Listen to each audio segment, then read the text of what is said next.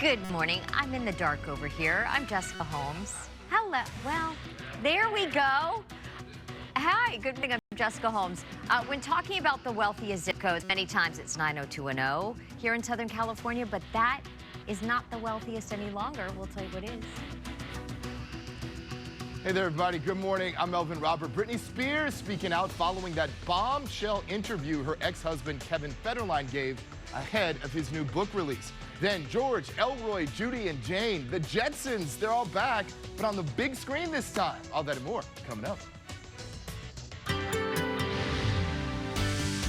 I think that's going to be a good movie. I want to see that. That sounds like fun. Okay, beautiful weather all the way across, whether you're at the beaches or whether you're inland. Clear skies and great temperatures. And those temperatures will actually even warm up over the next couple of days into the weekend. Coastal up to 71.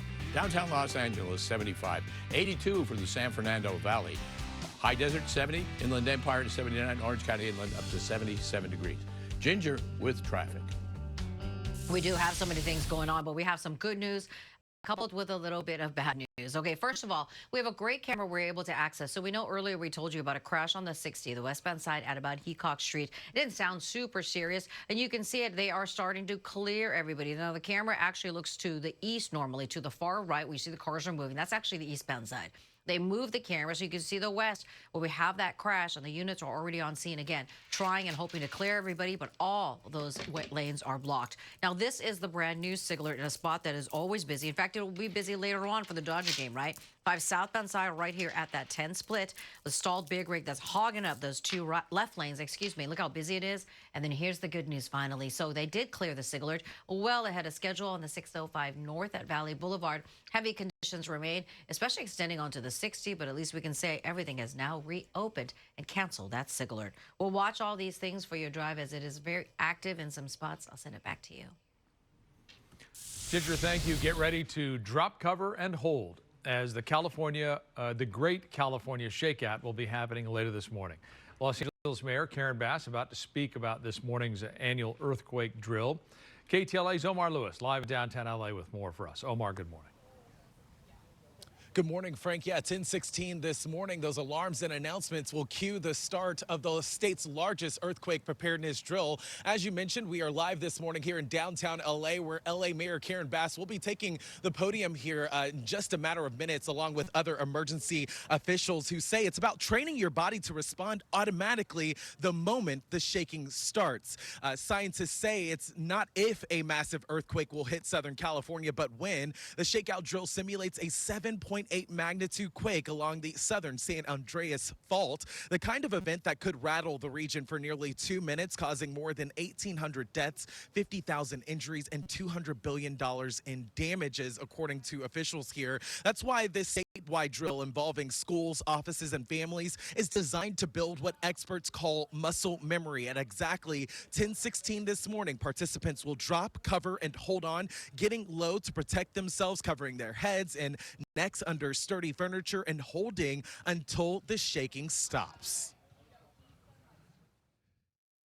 The whole goal is to really make yourself a smaller target from how people mostly get injured is from falling or flying objects. So you're going to get down low, you're going to cover your head and neck, and if you can get under something for additional shelter, that's what we call drop, cover, and hold on. Because you never know when an earthquake's going to happen, right? Absolutely. Let's do it. So I can... Never. Oh, like right now. All right. So I'm getting under the table.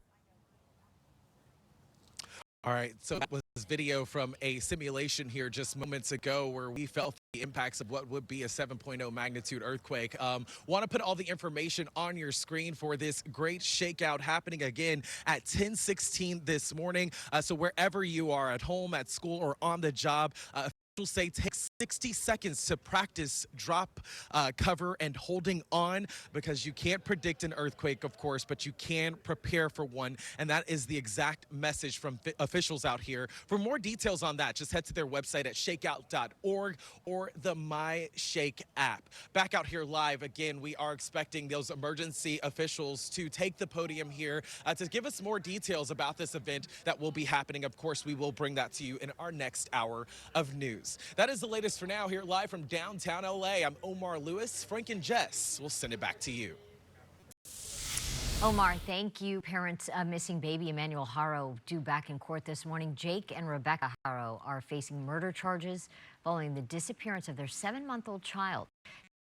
What's known as a felony settlement conference. Lawyers typically exchange information and discuss possible plea bargains before the case goes to trial. The Haros are also charged with filing a false police report for claiming that their baby was kidnapped in August. Investigators believe baby Emmanuel was abused over time and died from his injuries. His remains have not been found. LA County District Attorney Nathan Hochman has announced charges against 13 county employees accused of unemployment benefit fraud. The allegations date back to 2020 involving COVID relief funds. Prosecutors say the suspects were employed full-time with the county while they filed false claims for unemployment.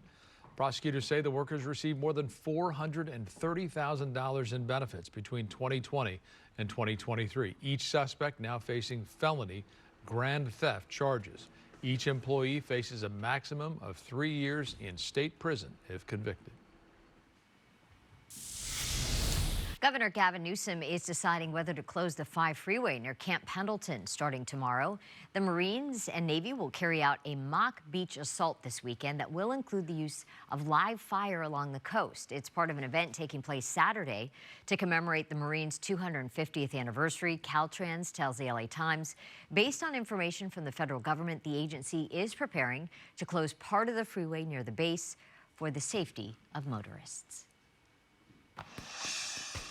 Well, the Dodgers just 2 wins away from making it back to the World Series. They'll attempt to get one step closer this afternoon when they play Game 3 of the NLCS against the Milwaukee Brewers right here at home. KTLA's Eric Spillman live now at Dodger Stadium with a preview of today's game. Eric, good morning.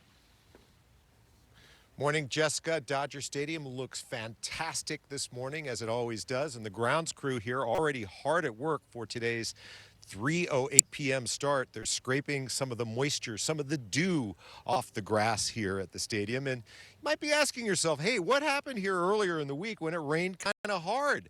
Well, they did cover up the field here with a tarp to protect it.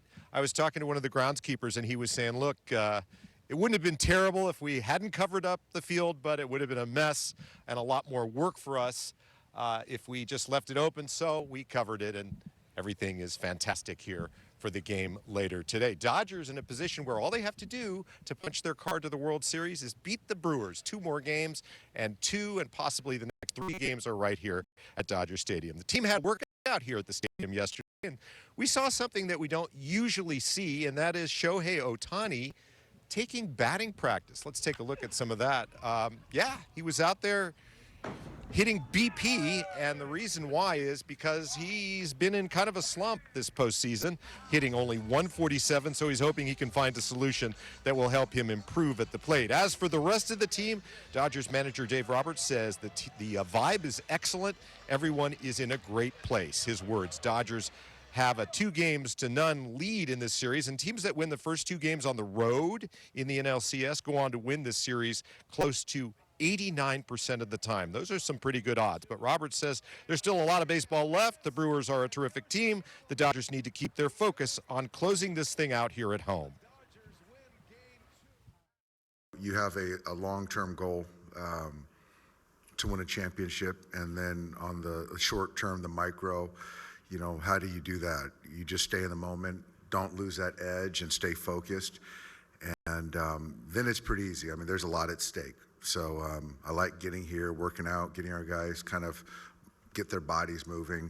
But like you said, they're a talented team. They're not going to quit, and we still got to keep playing good baseball.